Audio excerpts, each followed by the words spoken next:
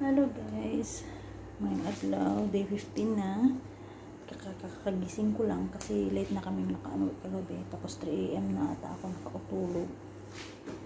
So, nag-start na akong magluto ng tanghali ay ng futol para tutol mamaya.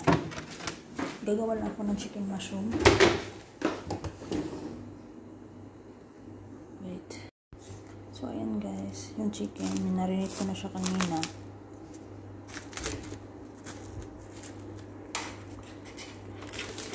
Minarinate ko siya tapos natulog ako ulit kasi dito naman natulog yung nagising yung mga anak ko, yung mga amo ko.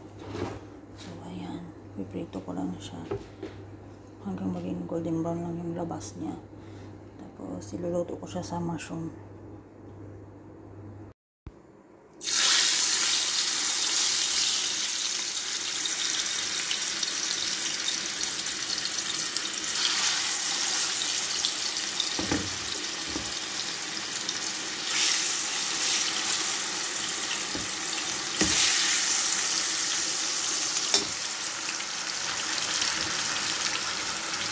So, ito na natin siyang maging golden brown lang yun. Both side guys. So, ayan guys. Tapos ko na siyang prituhin. Half cook lang siya guys. Start na ako sa sauce niya. Gumawa na rin ako ng rice. Shorba corn with chicken. Ayan natin siya ng maigi. Tapos dito tayo. Dapat mayroong butter kasi wala akong available na butter sa olive oil ang ginamit ko.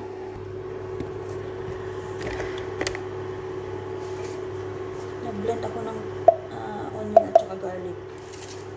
Isang onion, tatlong garlic.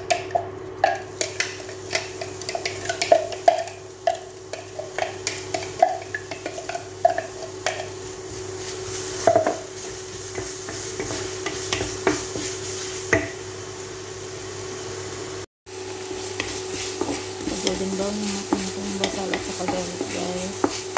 Kailangan ko nang mag-umpisa kasi alas 3 na. Madali lang natin lutuin. So, golden brown lang natin siya guys. Saka natin lalagay yung ibang ingredients. Meron akong mushroom dito na ginayat. Kasi nasisira na siya. Kasi binili yung amo kong lalaki. So, gamitin na natin.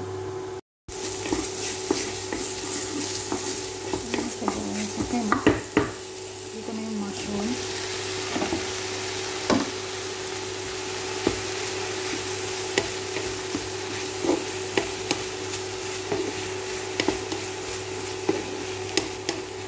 Golden brown lang din natin yung mushroom.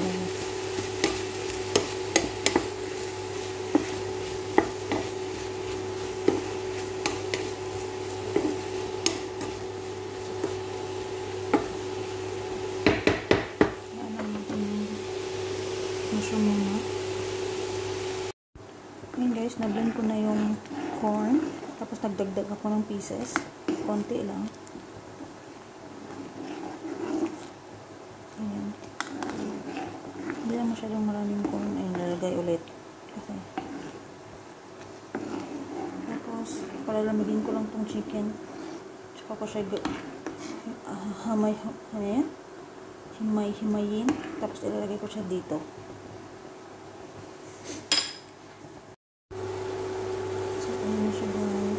So, madagdag ako ng lemon.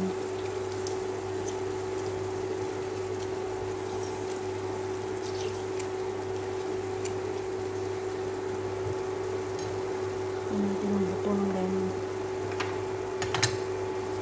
Pwede rin kayo maglagay ng plain vinegar. Ipula kayong lemon. Vinegar lang. Konti lang. Para hindi lang masyadong mawala yung langsa ng mushroom.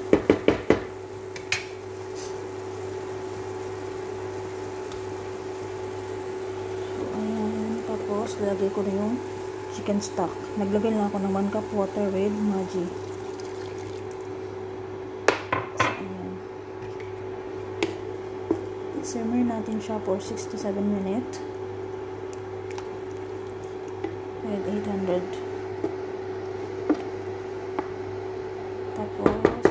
natin yung cream mamaya.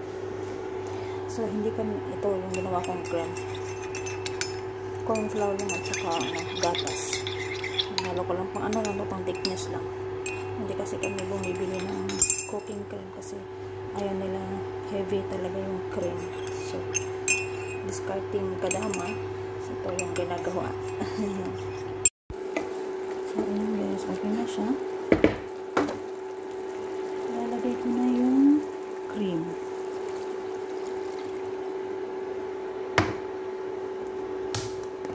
Dry already, no?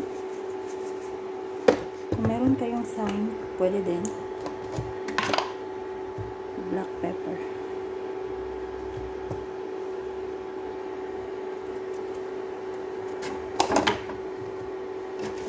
Simmer ulit natin siya. Huwag niyo kalimutan tikman guys ha. Nakakulang yung asin. So, ayan.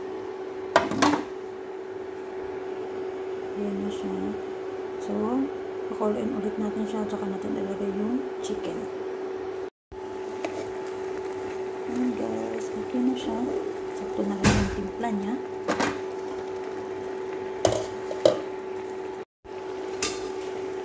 Ilagay ko na yung chicken.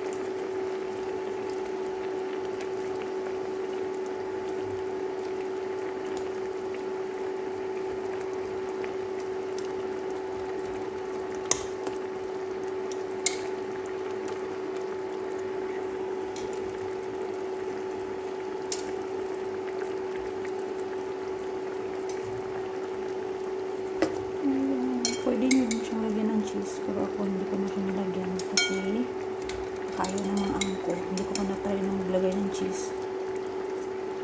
So, gumagawa ako nito. So, ayan guys. Simmer lang natin siya. 600. Tapos, takpan natin siya kasi para ano yung ano talaga yung sauce niya sa chicken.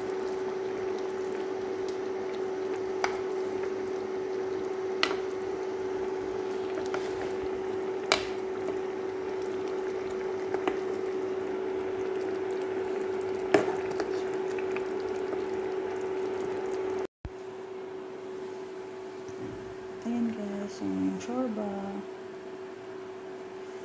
Ayan, pero nalagyan natin siya. Palaputin natin siya ng konti. Tapos, ito, kumukulo na din. Maya-maya. Okay na siya.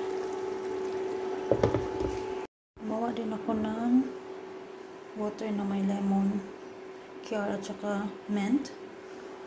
At saka mayroon din normal water. Ito, iinumin nila with the dates before sila kakain. Ito, pagkatapos kumain. Ayan guys, ready na ang shorba dura. Lilipat ko na siya dito sa harara. Oops.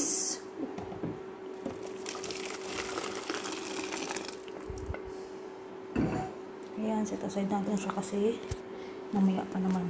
Time check is 3:48 na ng hapon. Maya-maya matapos na ako dito. Tapos, pagka 5 o'clock, gagawa ko ng sambusa.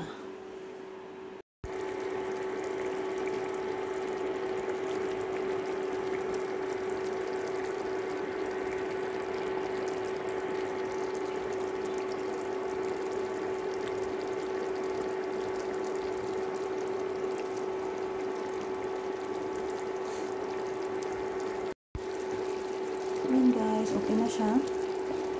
So, lipat na natin siya sa harara. Parang si Mami Grace. Okay na to. O, diba?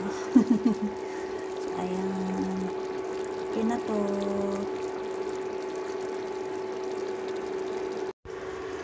So, ayan, lipat ko na siya sa harara guys.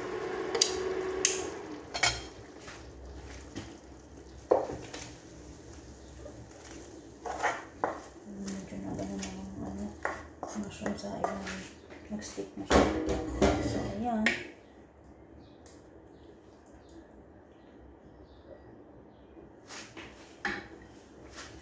So, ayan, takpan ulit natin. Takpan na lang natin siya, guys. At set aside. Kasi mamaya na karin. Ayan. So, wakas natapos na din akong magluto. Mamaya ulit mga 5:15 gagawa ako ng sambusa. Pagod, guys. So, ayan, guys. Tapos na ako. Ito na yung menu. Chicken with mushroom.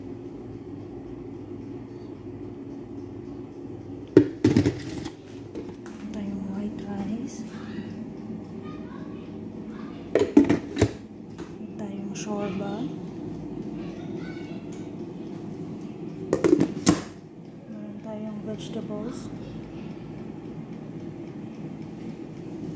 Meron tayong haris.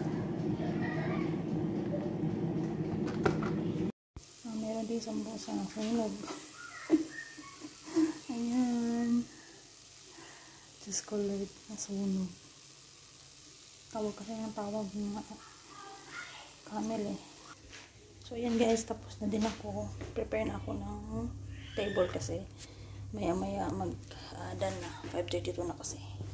So, ayan. Salamat sa panonood at mag-enjoy kayo at hindi kayo magsawa sa manood ng mga videos ko. Bye-bye. God bless.